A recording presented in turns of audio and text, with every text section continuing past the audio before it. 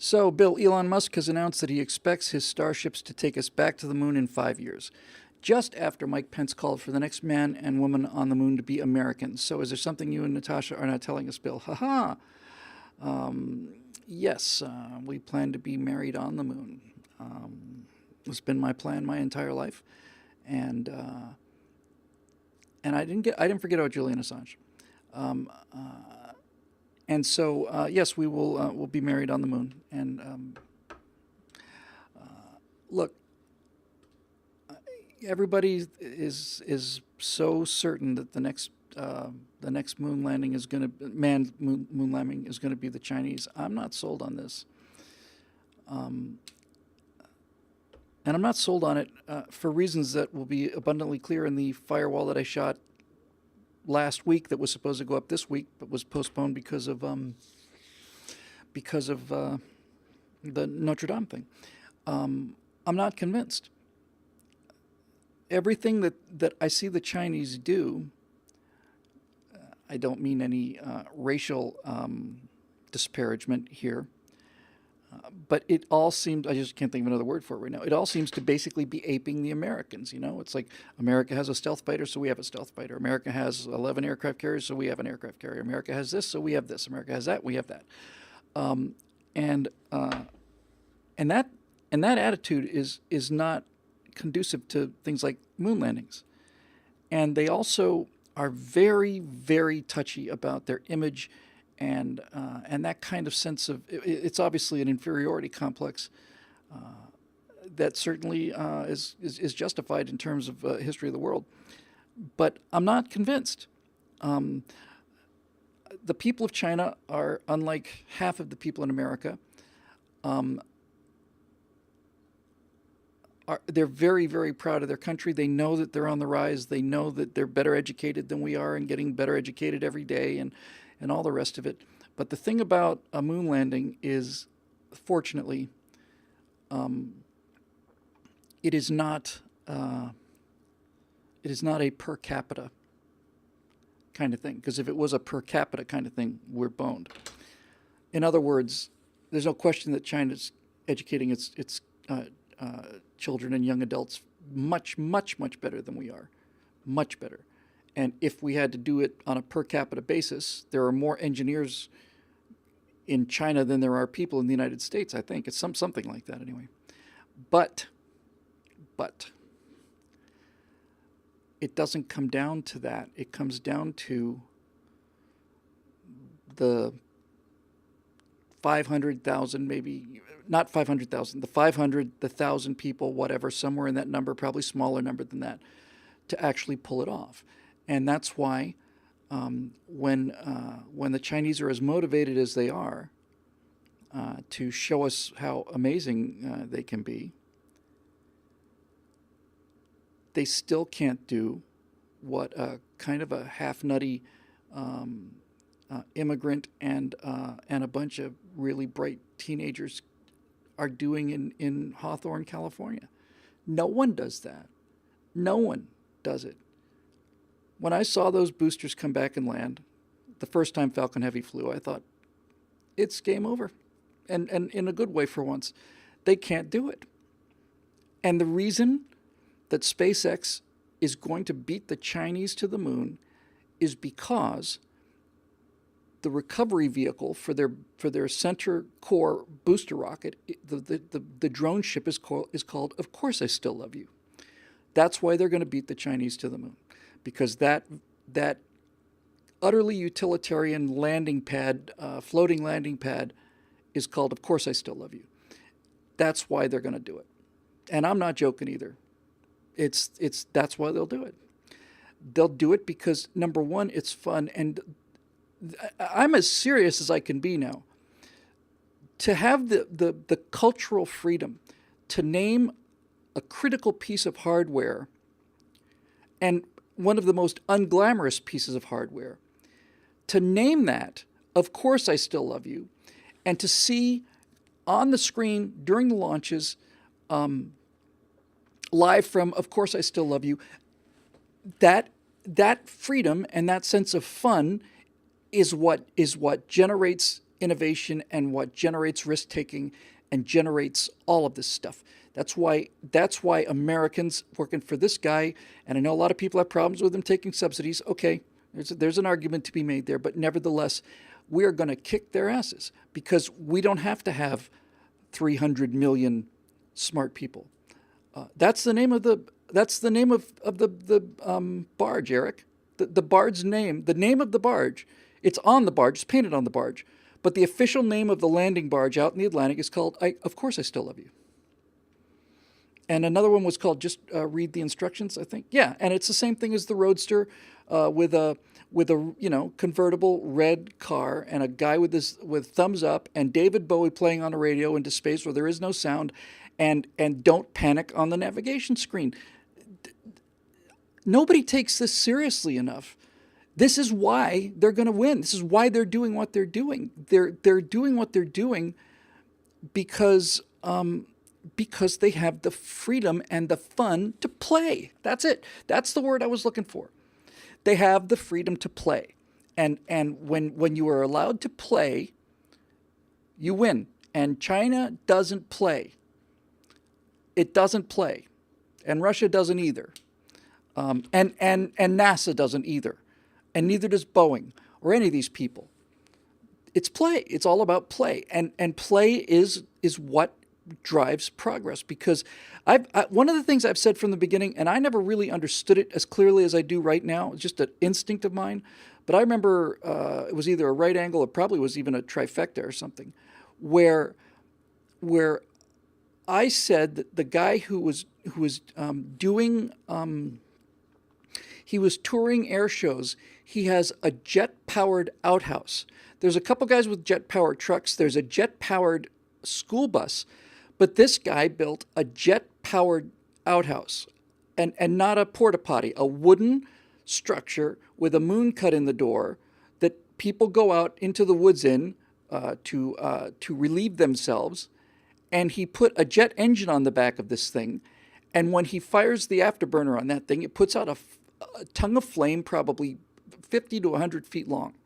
Now, why is it that somebody who's building a jet-powered outhouse is going to win the race to the moon when you're dealing with people who work as hard as the Chinese and who are as dedicated and patriotic and obedient and all of that? Why is the nation with the jet-powered outhouse gonna beat them to the moon? Well, the first answer is that we will beat China to the moon, and we have already beat China to the moon by 50 years, 40 years.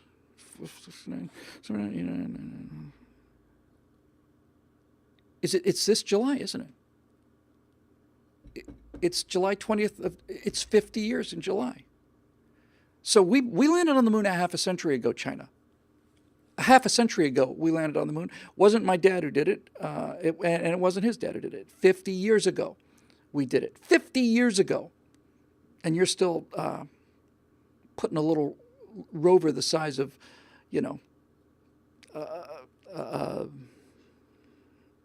what are those automatic vacuums called? The ones that float around on their own.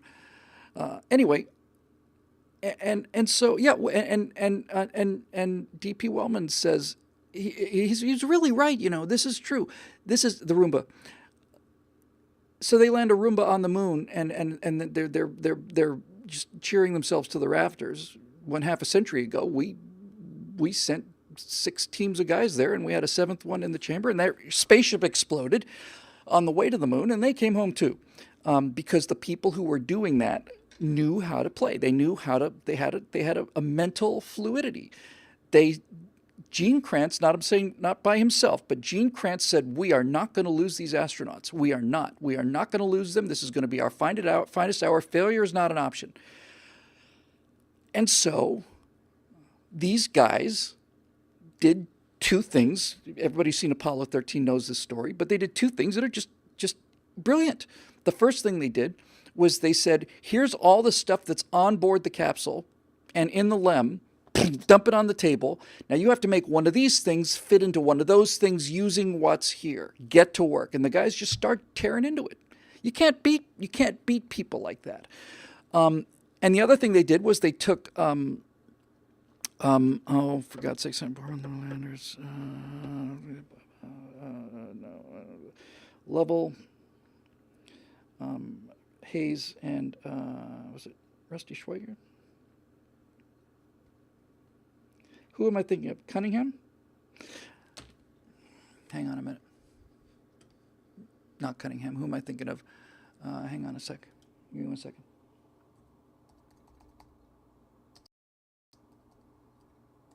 I used to know this like that.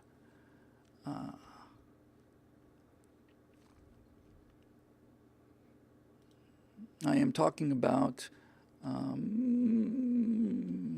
on, Bill, this shouldn't be so hard, really. Not Swikert, I'm talking about, hang on. Damn it, I hate it when I have to, there's dead air nonsense. Mattingly. Ken Mattingly, played by my buddy Gary Sinise. Ken Mattingly, who was supposed to be the command module pilot on that mission, was scrubbed because they thought he had measles. And so the guy who knows more about the command module than the guy who's flying the command module, he doesn't just go in there to solve this.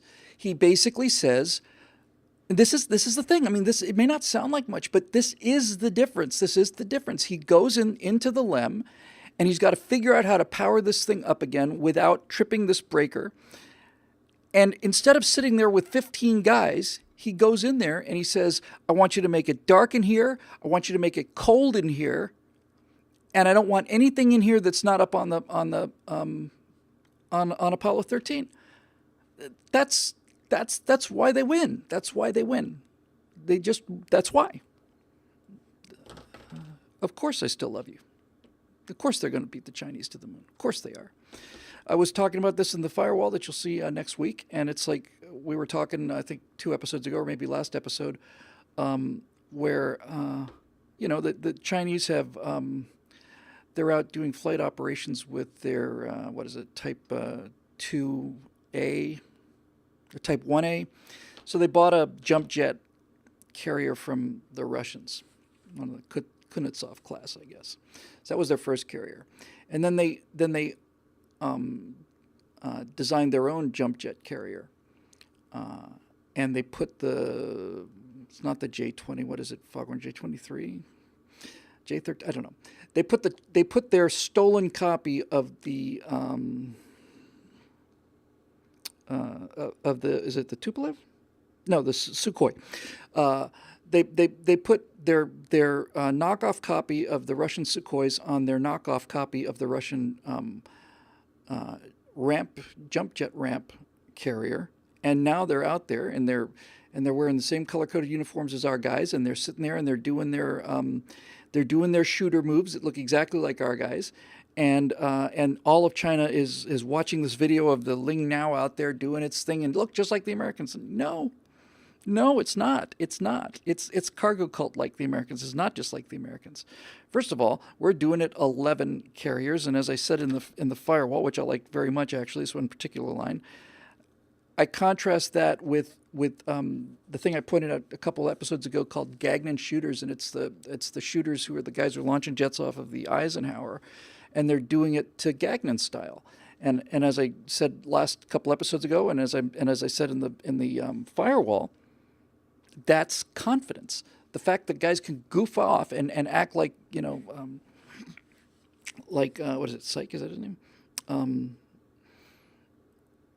And have fun is a sign of how much confidence there is, how much fun it is, and how much playing there is. And as I pointed out in the video, there's lots of videos, and I'm going to run them in the firewall. There's videos of Psy, thank you. There's videos of guys marshaling jets out of the parking area in a Wonder Woman outfit and with a unicorn head on. And as I said in that video, they're not doing this behind their officers' backs. They're doing it for their officers. These are enlisted men. These are E2s, E3s probably. And these guys in the jets are either captains or majors or lieutenant colonels. And they are goofing off in front of their superior officers in order to make them laugh. And they laugh like hell. They just tickle to death. And now those guys go off and fly their combat mission, and they're feeling good. And they're feeling good because they know that these guys are in the game. They're on the team. They're having a good time. So anyway, I'm not worried about them. I think we're right. I think Vice President Pence is right. I think we're going to beat them back. I think we'll beat them by a mile. It's possible that we will land on Mars before they land on the moon. And even if they do beat us, which seems unlikely, the point I'm trying to make is that the aircraft carrier that they claim is like the Americans is not a real aircraft carrier. And what I mean by that is that the engines on those jets are so weak, and since they don't have catapults, the jets will take off and land from a ship that look like one of ours. And yes, they'll come in and they'll do a trap and they'll catch a cable. But because they don't have a catapult, they can take off on the jump ramp, but they can't carry anything. They can't even carry enough fuel to fly to land and back. They forget ordnance. They can't carry bombs. They can't carry any of that stuff. It's just for show. It is a Potemkin village out in the water. Turns out Potemkin villages weren't even really Potemkin villages, but you get the idea. It's just them out there. It's a publicity stunt is what it is. It's about as much like an American carrier as that Iranian model of an American carrier that they blew up, that thing they made out of plywood and blew up, which is hilarious. And it's not the Chinese Navy, by the way. It's it's the People's Liberation Army Navy, and the Navy and the Army don't talk to each other, same way that they didn't talk to each other in Imperial Japanese Navy and Army. It's not even close, man. It's not even close. So their jets take off, and everybody goes, "Oh, wow, they're a growing power," but they can't carry any bombs. So what the hell is the point? What's the point? They don't have any combat radius. Their engines are garbage.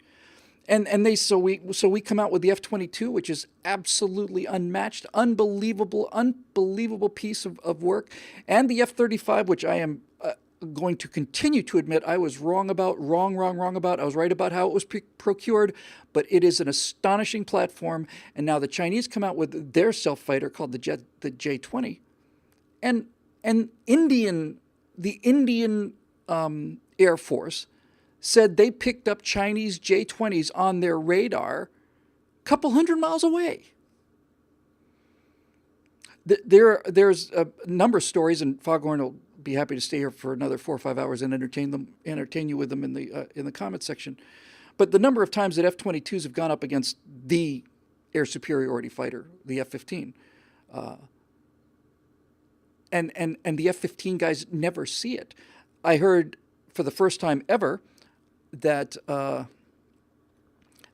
one of these missions, these F-15 drivers had all been shot down according to the simulations and the things they use to measure a kill, and these F-15s are flying back home, I guess at Nellis, and an F-22 blows over their canopy, and that's the first time they see the jet. So anyway, you get the idea. All right, look, I have to go and get the stuff for my cat, but let me just say this about Assange. I am in favor of transparency, and I think that if somebody is going to expose criminal activities in the United States government, that makes them a hero. However, if they are included in that, they are committing security leaks and compromising national security, then they're not heroes. In that case, they're villains and they're criminals, and they should be in jail. And the problem with Assange, for me, is that he's both of those things, I think. And the problem with Assange is I am still trying to weigh whether or not the damage he's done in terms of the security breach is more harmful than the good he's done by exposing the Democratic Party malfeasance and cheating and all the rest of it. I mean, it kind of balances itself out for me. Some days I think he's a hero. Sometimes I think he's a villain. He's both. But his when I say his heart is in the right place, I don't mean his heart. His mind is in the right place. Finding out the truth and presenting the truth is a novel idea in America today. And we used to have people called reporters who would do this. But since they don't do it anymore, somebody has to. And to that extent, even though there may be some serious national security problems that I utterly condemn, let me put it to you this way. I'm more afraid of a society, of a government that can keep airtight secrets than I am of a government that occasionally suffers a security breach because the American people get to find out what the hell that government is doing. In other words, I'm more worried about the U.S. government than I am about Russia or China. And I think all of us should be, because we can defeat Russia or China, but when your own government is spying on you, if I had to come down on it, I'd say I think if it were me, just knowing the surface issues, I would certainly let him go, and I might even think about giving him a medal.